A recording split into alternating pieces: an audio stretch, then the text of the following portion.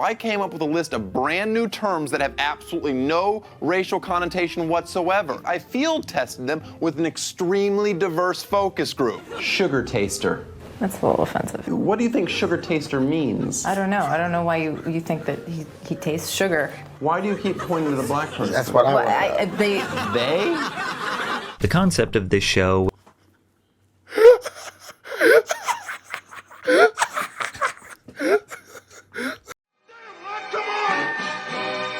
What's the matter with you? There is no tomorrow. There is no tomorrow. There is no tomorrow. What it do, nephew? It's your Uncle Lou, and I'm coming at you with some brand mother loving new. Now, this video right here is coming from Patrick CC. And if you grew up with MTV, then you know about this dude right here, Rob Dyrdek. You know about Ridiculousness. That junk played back to back to back to back to back to back to back to back to back to back to back to back to back to back to back to back. Jersey Shore. Back to back to back to back to back. Team Whoop. Back to back to back. You get what I'm saying? Then you got Tosh.0. Now, this might be a topic that I really didn't know about. The beef over a stolen show? Two different shows, two different networks. Let's go see how this one gon' network. Make sure you hit that like button for the algorithm, and Uncle Lou. Make sure you share the video with somebody that don't got the flu. Then make sure you hit that subscription with that notification muscle, because we on the way to 10K in 2025. Man, 6K might have just arrived. Now, without further ado, nephew and niece, it's your Uncle Lou, believe me. What started out as a friendly competition over two similar TV shows escalated quickly when Rob Dyrdek threatened Daniel Tosh. Then again, Tosh joking about Rob being a PDF file was potentially taking things too far. You want me to apologize? For what? You being a bitch?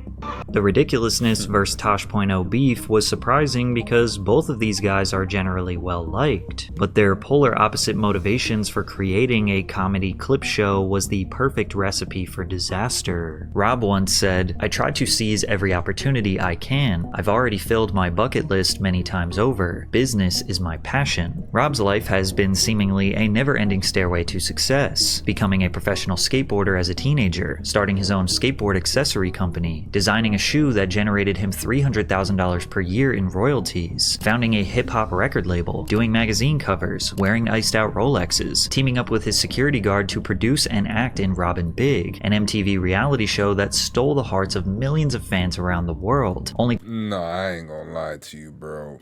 Big looked like an anime character. Big, an MTV reality show. Like, this looks like an anime character. And then Rob looks like Golden Girls. Like, gosh, damn.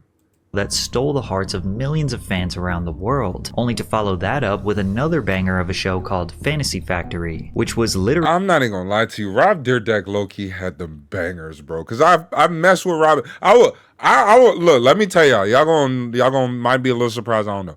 Skateboarding, I had a thing for skateboarding when I was a kid. So Fantasy Factory was so lit to me, cause they had the whole skate park, and in the office, it's so cool, bro. Literally a show about him pursuing new business ventures while messing around with his friends. He even became a stuntman, jumping a speeding car backwards, barrel rolling a Chevy Sonic, and getting mauled by a tiger. Rob documented his exhilarating life, elevating his public persona while leveraging his celebrity status to secure a multi-million-dollar fortune. Daniel Tosh, on the other hand, once said, "Stand-up is the only thing I have ever been good at, and even that depends on who you ask." While Rob was steamrolling through life, accomplishing everything his heart desired, Daniel Tosh was merely focused on one thing: building a comedic legacy. I waste so much time in my life.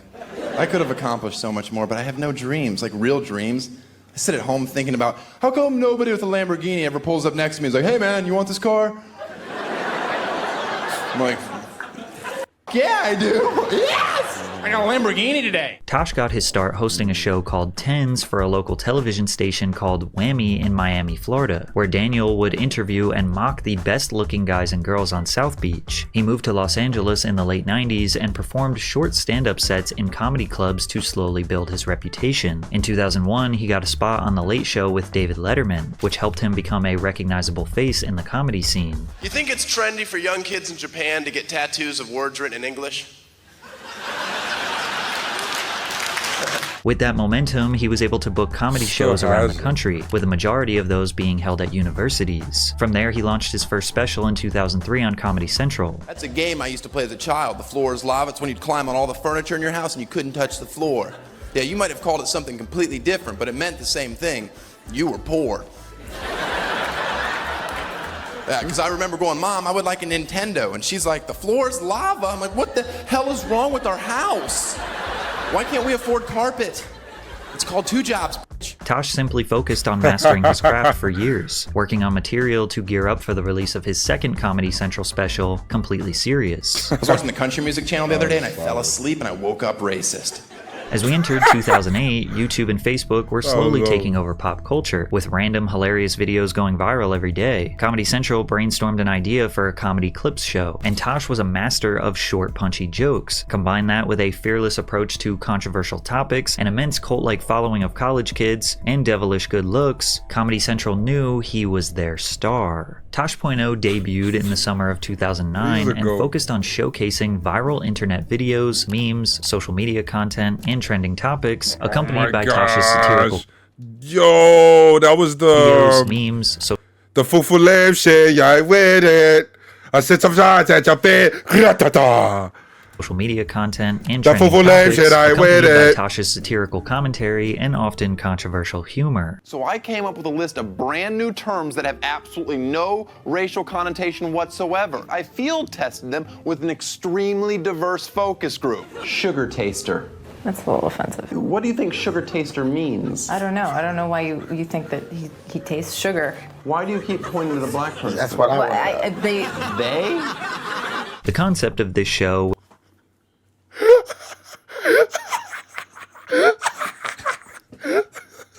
was not really original. Before Tosh, you had The Soup, hosted by Joel McHale, Web Junk, hosted by Patrice O'Neal, and even YouTuber Ray William Johnson laid the foundation. Listen, this is how you know I'm really Uncle Lou. If you don't know about Equals 3, well, Ray William Johnson, I'm still subscribed to Ray William Johnson, by the way. He still puts out content on the regular. But Equals 3, SpongeBob for Equals 3 slightly before Tosh. Now, most clip shows rely on the clips themselves to produce the humor, almost removing the need for a host in the first place. And while Tosh did find good content that is funny, shocking, or absurd on its own, more often than not, it was his jokes and commentary that actually made the clips funnier. Seems you guys finally pushed the foremost authority on style past his breaking point. This video is for all you stupid f***ing trolls and haters online, saying mean and hurtful things about fedoras. You're not the only cool guy whose hat game has been mocked. You wish you could pull off a cloche. You imbeciles know nothing of this hat. But what made Tosh.0 stand out from all the rest was the iconic web redemption segment he would do at the end of every episode. Tosh would invite one of the individuals who became viral for embarrassing or cringeworthy moments on the show for a chance to redeem themselves. He would interview them with his signature sarcastic humor and allow them to share more details behind the viral clip, then finalizing the bit with a reenactment of their viral moment with an absurd or comedic twist. He brought on classic internet stars like Welvin D's Nuts to Great. You know Malone, right? Carl? Is that what they're calling him? No, what's Malone? Malone. Oh,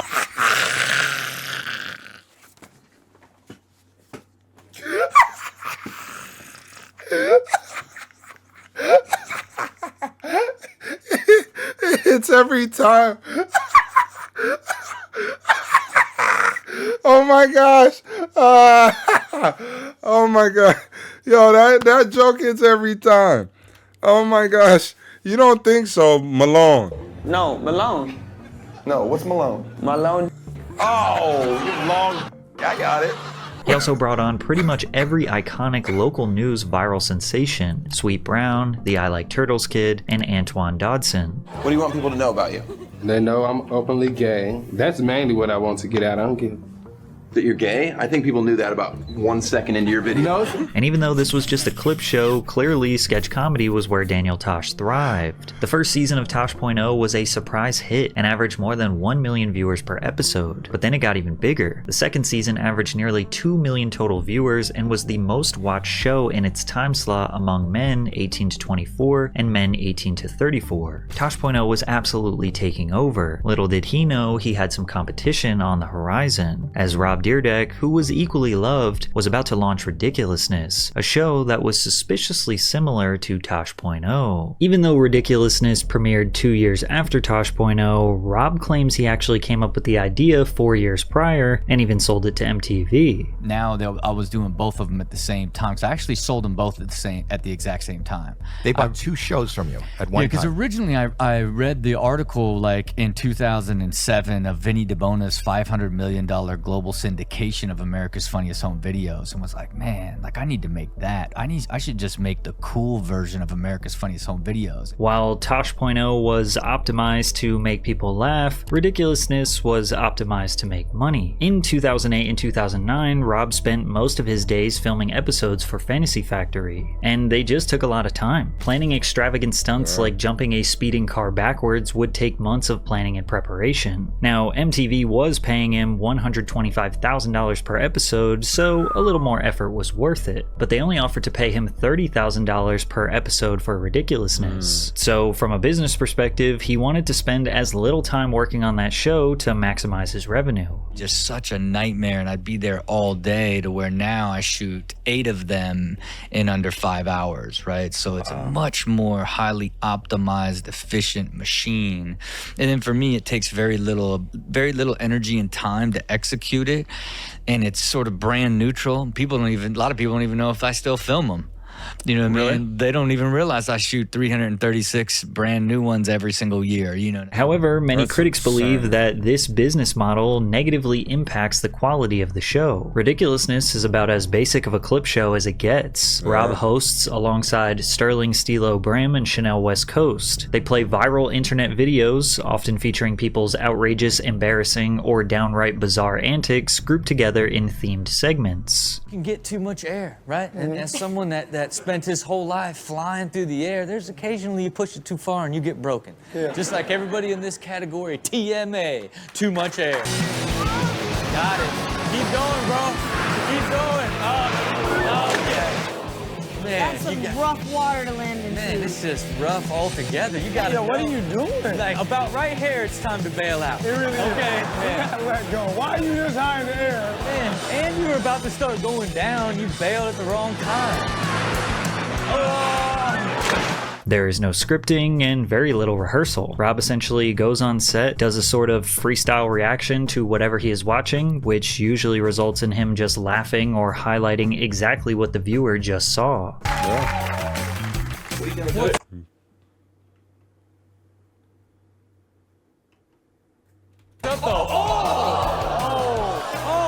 She don't want no siblings. Man, not only that, but he can't even get up to punish her. She says, ah. Occasionally, Rob will invite a celebrity guest on who also tends to give a basic, raw reaction to the Post Malone looks so different. Content. Howie Mandel recalled his experience being You on don't the even show. realize So it. I went in, I walked right onto the set.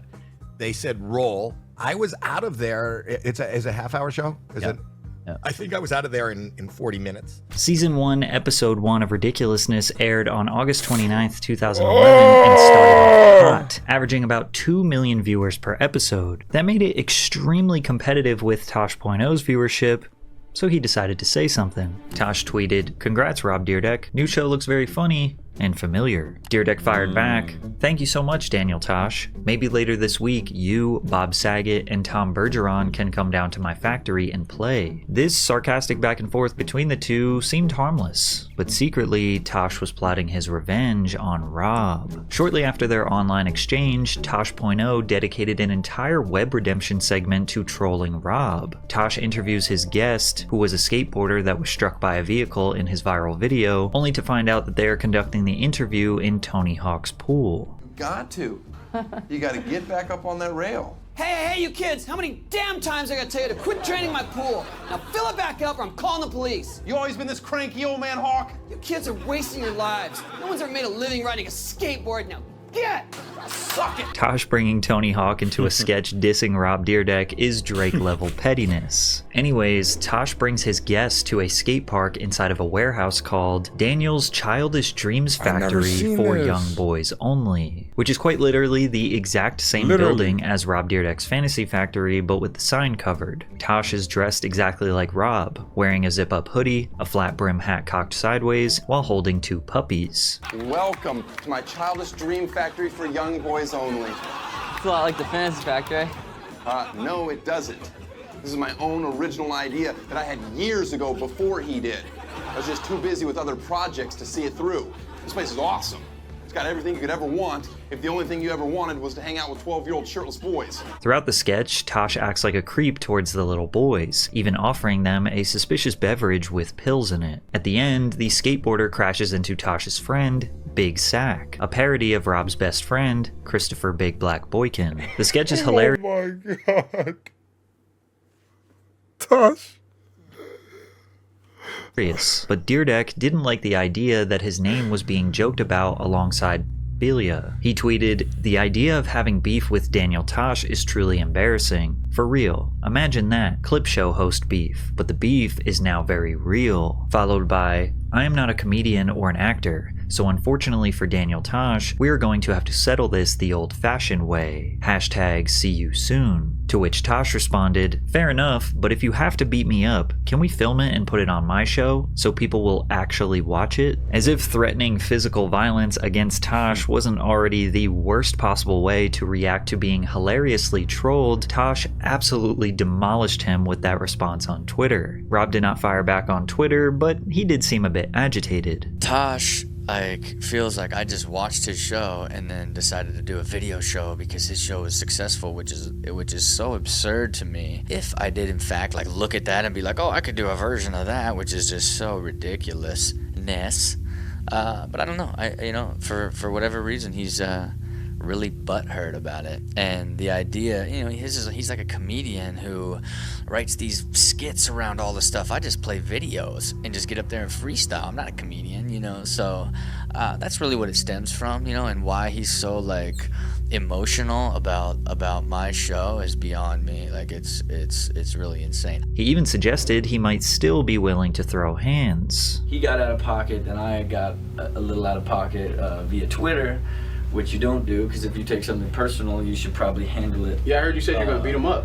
I didn't Rob, say that. You kind of did, dude. I didn't say that. What we like to say is we're putting it behind us. We're putting it behind us. So if you guys run into each other, it'll be all good. Yeah, who knows? Is that It seemed like most people were siding with Tosh, with one fan explaining, "Tosh takes shots at everyone, just like South Park does. It's comedy and poking fun at each other. It's part of it. This is not a controversy or beef. It's a comedy skit. Rob's the one who is butthurt." Tosh has never said anything about his feud with Dyrdek after this controversy. However, we do know that he's not one to apologize. You want me to apologize? For what? You being a bitch? We recently got insight that he and his team felt some level of disdain towards Dyrdek and Ridiculousness, when YouTuber Roman Atwood recalled a story of the Tosh.0 team trying to purchase one of his viral clips. Tosh.0 was calling, and all these shows were calling that I was like, oh my God, I've never seen anything like this. You guys were in season 1. I believe. Even sooner than we call for the video. Yeah, but what happened was Tosh.0. Tosh battle. Tosh wanted it, and they said, this is his true story. He said, yeah, Ridiculous is never going to make it past season 1. Tosh.0's team could not have been more wrong. Even through the rise of social media and decline of traditional cable TV, Ridiculousness remained a dominant show. Even though the viewership declined during episode premieres, they would air the show anytime, any day, and people would not change the channel. It's easily digestible content. There is no storyline you have to follow, so it doesn't matter what season or episode you're watching. Even if it's 2 a.m. and you don't have any brain capacity to focus, you could still watch it. Hell, you could probably watch this show with the volume muted and it still might be engaging. Around 2018, Ridiculousness occupied about 60% of the network's time slots, sometimes airing for multiple days straight with no breaks. To celebrate MTV's 40th anniversary, which does stand for music television by the way, they aired Ridiculousness for 24 hours straight. Ridiculousness has produced 42 seasons, having over 1,000 episodes, and likely has hundreds, maybe thousands of more episodes to come. Really? The production company Rob Dyrdek built that produced Ridiculousness, called Super Jacket, he sold to Thrill One Sports and Entertainment for $190 million. You know what I mean? Like I just go and like freestyle the I'm like it for 30 minutes and it's like, oh, you just did a flawless show where you just made everything up. You know what I mean? It's like it's really just sort of this fun, fast-paced experience, but make no mistake. Make no mistake.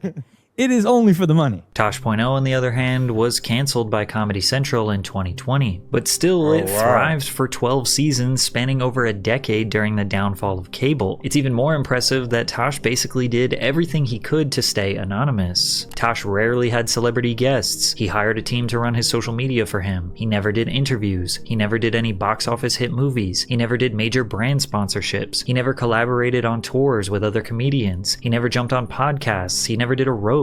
All he did was focus on making the best show possible and ultimately letting his comedy speak for itself, and he had a damn good run. It's unlikely that these two men still hold any animosity towards each other. Rob admitted he overreacted, and it's clear that Tosh was just trolling. Just because Rob made a clip show designed for profit doesn't make him a bad guy, especially considering how brutally honest he is about it. Rob Dyrdek gave his fans high quality, amazing content for years via Robin Big and Fantasy Factory, so he is well deserving of his success. Tosh is hilarious, and was hilarious until the very end of his show, and him being a great comedian was all his fans ever wanted from him. So in the end, they both won. So that's a pretty interesting, take right there. Appreciate it from Patrick CC on that one. I wouldn't have never put those two up together just because they do feel like two separate kind of shows, but putting this together, man, Tosh, it just reminded me, Tosh is just freaking hilarious, man. Tosh is hilarious, and Dyrdek was kind of like a part of my childhood. Ridiculousness, it did feel like it was on TV a lot at a point in time, but dang, I didn't realize it was on that much. That was crazy. So I'll catch you in the next one, nephew. You know where I'm gonna be at.